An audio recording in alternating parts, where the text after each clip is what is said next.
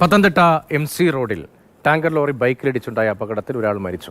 ഇലവുംതിട്ട സ്വദേശി അജയ് കുമാറാണ് മരിച്ചത്.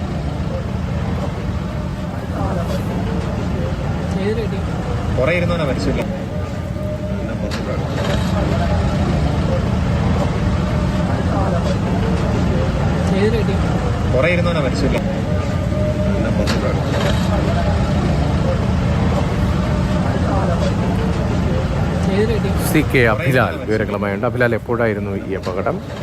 മറ്റു വിവരങ്ങൾ എന്താണ്?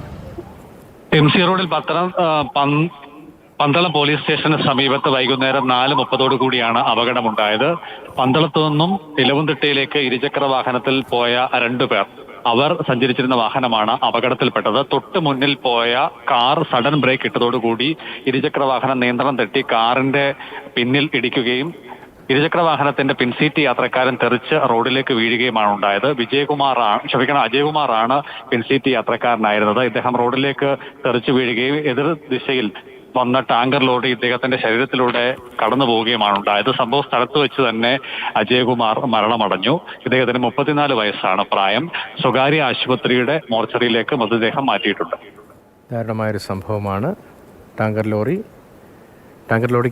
ലോറിക്ക് അടിയിലേക്കാണ് ഈ അപകടത്തിൽ തുടർന്ന് തെറിച്ചുപോയി അദ്ദേഹം വീണത്. അജയ്കുമാർ 34 വയസ്സാണ് പ്രായം. ടാങ്കർ ലോറിക്ക് അടിയിലേക്ക് വീഴുകയായിരുന്നു. CK അഭിലാലാണ് വിവരങ്ങൾ നൽകിയത്.